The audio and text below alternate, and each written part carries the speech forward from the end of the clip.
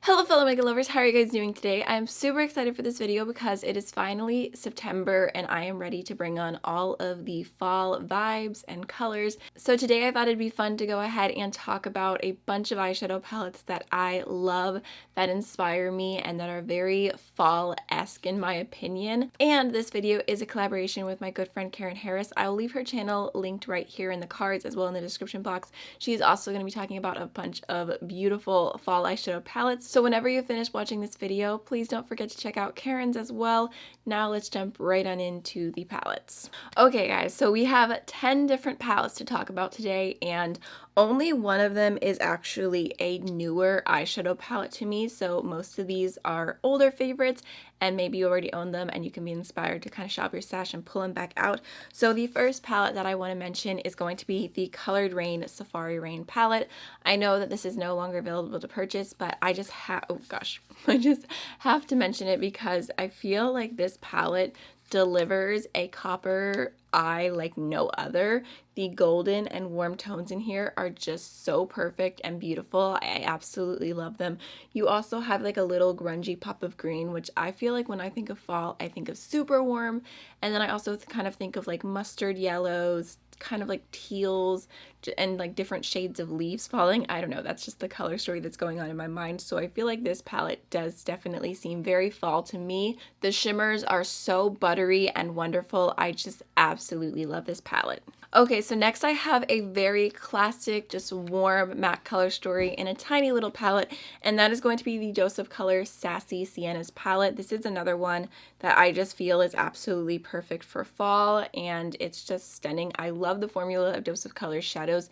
They're very soft, they have a ton of kick up, but they blend beautifully. They're very pigmented, so I really love this little mini palette, and I feel like it's the perfect opportunity to pull into like some indie singles or some liquid shadows or something and throw a beautiful metallic on the lid with these. I just feel like I could not include this palette. It's just such a great little warm palette. And then next I can go ahead and show you guys the one that I'm wearing on my eyes today, which is the Max Up the Makeup Sweater Weather palette. I feel like of all the palettes I'm mentioning today, this is the most fall vibes in general. I just love the packaging of the palette. I love the name of the palette. I love Max Up the Makeup's formula. So I just had to go ahead and use this one on my eyes today to do this look, although I do have a liquid shadow on my lid from Stila.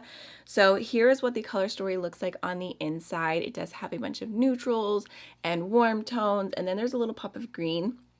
I will say that the greens in this palette are very bright, and I feel when I think of fall, I go more towards grungy greens, but I don't even mind overall just because the mattes are super easy to blend and use. They're a little bit more of a buildable formula, and then the shimmers are very creamy. There's not very many in here, but there's a beautiful gold, which has just a teeny tint of green to it.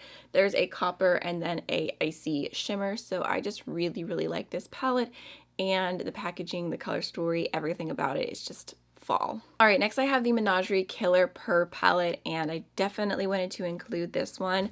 The packaging is not very fall or anything. I mean, it looks pretty summery there where the lions are chilling, but I feel like this color story is like that beautiful mixture of neutrals with some mustardy tones. There's that pop of blue and green and orange, and I feel like this very much reminds me of leaves in fall. So I really love this color story all around. The two shimmer options, there's just a gold and a bronze, and they're not my favorite formula, so those ones don't really appeal to me as much, but the mattes in here are really unique and interesting, and there's a lot of fall tones, and this is definitely one that I see using a ton this season. And the funny thing is, I'm not really a person who feels like I need to stick to the rules for different seasons. Like I will wear a pastel look in the middle of January, like that doesn't matter to me. But I will say that fall is the season where I get the most inspired, and I always gravitate towards more orangey and deep brown lip colors and just like the fall color story. I don't know, it inspires me like no other season. So next I wanted to go ahead and pull out a palette that I feel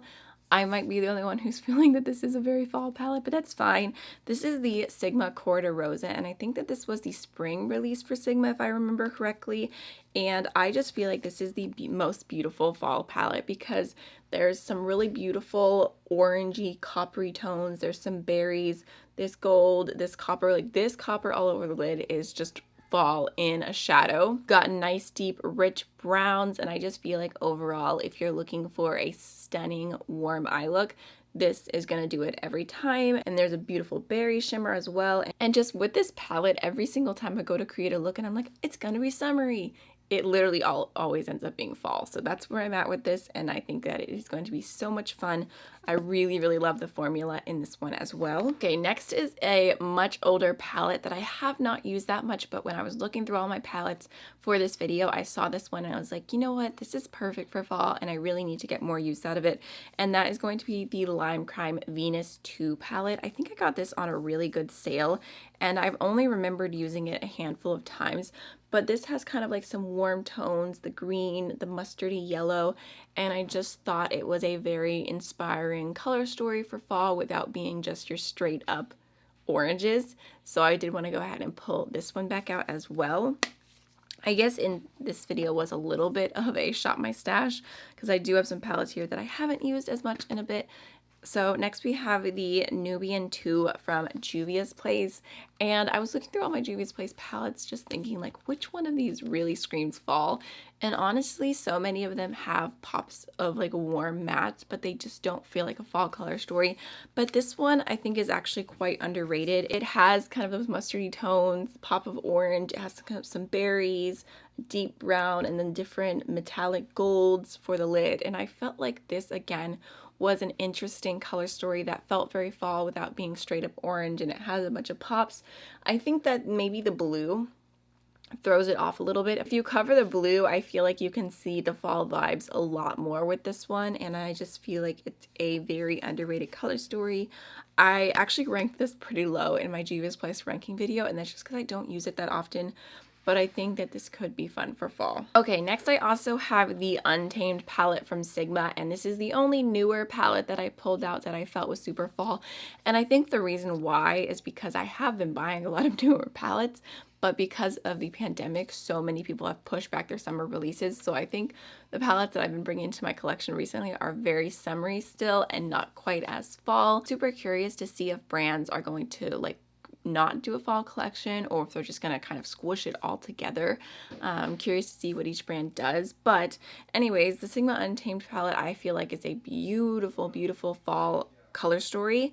Again, very unique, has beautiful pops of green and warm tones and mauves, and this is just overall super inspiring to me. I've only played with it one time so far, so I definitely need to play with it more, but I knew like this was one of the palettes I wanted to include for fall.